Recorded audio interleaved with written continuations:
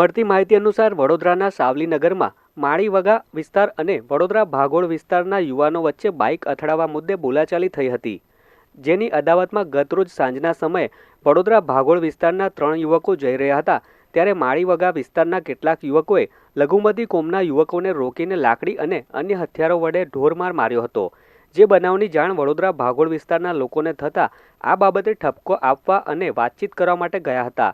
આ દરમિયાન વાતાવરણ ઉગ્ર બનતા બંને ટોળા સામસામે આવી જઈ પથ્થરમારો કર્યો હતો, જેમાં 2 જેટલી કારના કાચ પણ તૂટી ગયા હતા। નગરમાં પથ્થરમારો થયો હોવાની જાણ સાવલી પોલીસને થતાં પોલીસ કાફલો તાત્કાલિક ઘટના સ્થળે દોડી આવી પરિસ્થિતિ પર કાબૂ મેળવ્યો હતો। પથ્થરમારાની ઘટનામાં ઈજાગ્રસ્ત યુવકોને સારવાર અર્થે હોસ્પિટલ ખસેડી સાવલી પોલીસે ફરિયાદ નોંધવા અંગે તજવીજ હાથ ધરી છે। જોકે આ બનાવના પગલે વિસ્તારમાં ટપોટપ દુકાનો બંધ થઈ ગઈ હતી।